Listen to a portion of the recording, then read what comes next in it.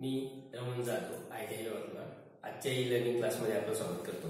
आज आपण पाहणार आहोत ओम्स लॉ। ओम्स लॉ आपल्याला माहित आहे हा एक बेसिक लॉ आहे। ओम्स लॉ आपण यापूर्वी शिकले असाल, 10वीत पण तुम्ही फिजिक्स वगैरे मध्ये हा लॉ शिकले असाल। आता सर्वात पहिले का ओम्स लॉ, याला ओम्स लॉ का म्हणतात कारण हा ओम्स नावाचे शास्त्रज्ञाने शोधला म्हणून याला ओम्स लॉ असं म्हणतात। आता सर्वात पहिले आपण पाहू ओम्स लॉ म्हणजे काय, तर ओम्स लॉची डेफिनेशन आपण पाहू। कोणत्याही पूर्ण विद्युत मंडळाचे तापमान कायम असताना विद्युत प्रवाह हा विद्युत दाबाच्या समप्रमाणात आणि विद्युत विरोधाच्या व्यस्त प्रमाणात बदलतो। म्हणजेच काय की any electrical close circuit at the constant temperature current is directly proportional to voltage and inversely proportional to the resistance असा हा ओम्स लॉ आहे। फक्त हा आपल्या कधी फक्त क्लोज सर्किटला जे पूर्ण मंडळ असते किंवा पूर्ण सर्किट जे असते त्याच ठिकाणी आपला हा ओम्स लॉ काय होतो अप्लाय होतो। आता आपण आकृतीच्या माध्यमातून पाहू। इथे एक आपल्याला छोटीशी एक सर्किट दिलेलं आहे ज्याच्यामध्ये एक रेजिस्टन्स आहे ज्याला आपण काय केलं आहे एक सोर्स दिला, व्होल्टेज सोर्स जोडलेला आहे आणि इथे काय होईल हा व्होल्टेज सोर्स जोडल्यानंतर इथे काय होतं करंट हा असा फ्लो होतो आणि परत हा इथपर्यंत आपला मार्ग पूर्ण करतो म्हणून आपण याला काय म्हणतो क्लोज सर्किट असं म्हणतो। आता इथे आपण काय करणार आहे की ओम्स लॉ वापरणार। तर ओम्स लॉ मध्ये काय म्हटलेलं आहे की कोणतेही क्लोज इलेक्ट्रिकल सर्किटमध्ये मंडळाचे तापमान कायम असताना करंट हा काय होतो ह्या व्होल्टेजच्या समप्रमाणात आणि ह्या ज्या रेजिस्टन्सच्या व्यस्त प्रमाणात बदलतो। म्हणजेच ओम्स लॉ नुसार काय I directly proportional to V, म्हणजेच I समप्रमाणात V आणि दुसरं I inversely proportional to 1/R, म्हणजे इनव्हर्सली प्रोपोर्शनल टू रेजिस्टन्स। म्हणजेच काय की करंट हा व्होल्टेजच्या समप्रमाणात बदलतो म्हणजेच काय की करंट जर वाढला तर काय होईल आपला व्होल्टेज सुद्धा वाढेल आणि करंट जर कमी झाला तर व्होल्टेज सुद्धा काय होईल आपला कमी होईल। याला म्हणतो आपण समप्रमाणात बदल। आणि दुसरं आपल्याला माहित आहे की करंट हा रेजिस्टन्सच्या व्यस्त प्रमाणात बदलतो। रेजिस्टन्सच्या व्यस्त प्रमाणात बदलतो म्हणजे काय की जर करंट वाढला तर तुमचा रेजिस्टन्स कमी होईल आणि जर रेजिस्टन्स वाढला तर तुमचा काय होईल करंट कमी। म्हणजे दोन्ही एकमेकाचे कसे बदलतात व्यस्त प्रमाणात बदलतात। म्हणून ओहमच्या नियमानुसार आपण काय म्हणू शकतो I is equal to V/R। आता इथे I म्हणजे काय, I ला म्हणतो आपण करंट, V म्हणजे काय, V म्हणजे व्होल्टेज आणि R म्हणजे रेजिस्टन्स। आता हे तुम्हाला ओहमच्या नियमानुसार आपल्याला काय होईल की जर तुम्हाला ह्या तीनपैकी कोणत्याही दोन किंमत जर माहीत असेल तर तुम्ही त्या सर्किटमधील तिसरी किंमत काढू शकता। म्हणजे समजा जर तुम्हाला करंट आणि व्होल्टेज माहित आहे तर तुम्ही त्या सर्किटचा रेजिस्टन्स काढू शकता। जर तुम्हाला रेजिस्टन्स आणि करंटची व्हॅल्यू माहित आहे तर त्या सर्किटचा तुम्ही व्होल्टेज पण काढू शकता। किंवा जर तुम्हाला व्होल्टेज आणि त्या सर्किटचा रेजिस्टन्स माहित आहे तर त्या संपूर्ण सर्किटमधून करंट किती फ्लो होईल हे आपण काढू शकतो। त्यासाठी हा ओहमच्या लॉचा आपण उपयोग करू शकतो।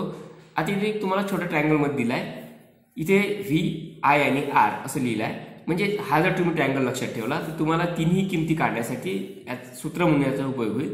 म्हणजे समजा जर विचार केला तुम्हाला V जर काढायचा आहे तर V इज इक्वल टू तुमचं सूत्र असेल I गुणिला R।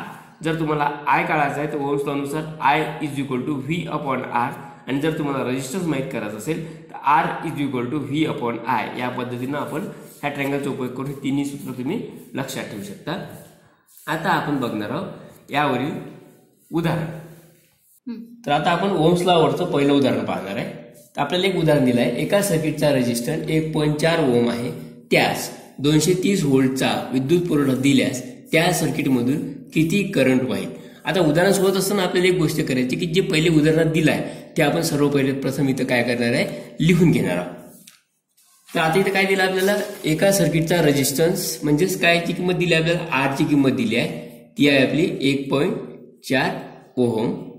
नंतर दिलाय त्या 230 व्होल्टचा विद्युत पुरवठा दिल्यास म्हणजे तुम्हाला V दिलाय 230 व्होल्ट आणि त्या सर्किटमधून किती करंट वाहील। म्हणजे आपल्याला काढायचं काय आहे I काढायचं आहे। I इज इक्वल टू आपल्याला किती हे आपल्याला काय करायचं आहे माहित करायचं आहे। मग आपल्याला माहित आहे आपण काय लिहिणार आहे ओहम्सच्या नियमानुसार ओहमच्या नियमानुसार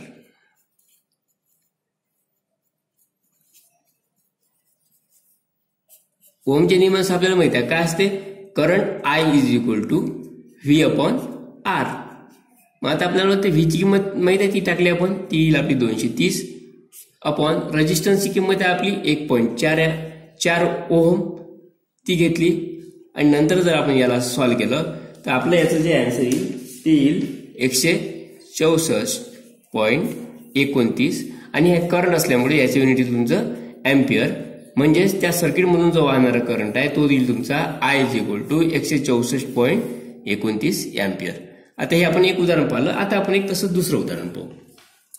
दुसऱ्या उदाहरणात काय दिलं आपल्याला, एक कार्बन फिलामेंटचा लॅम्प 130 व्होल्ट सप्लायवर जोडल्यास 0.65 अँपियर करंट घेतो, तर त्या फिलामेंटचा रेजिस्टन्स काढा. मग आता आपण इथं आपल्याला काय काढायचं आहे, त्या सर्किटचा रेजिस्टन्स काढायचा आहे. सर्वात पहिले आपण जे काही दिलं ते लिहून घेऊ. सर्वात पहिले आपल्याला काय दिलं तर आपल्याला माहिती आहे व्ही इज इक्वल टू किती आहे आपलं 130 व्होल्ट. नंतर जोडल्यास 0.65 अँपियर करंट घेतो, म्हणजे आयची किंमत दिली आहे I is equal to 0.65 ampere. आणि आपल्याला काढायचं काय आहे, आर काढायचं आहे. आर आपल्याला काढायचं आहे. मग आपल्याला माहित आहे ओहमच्या नियमानुसार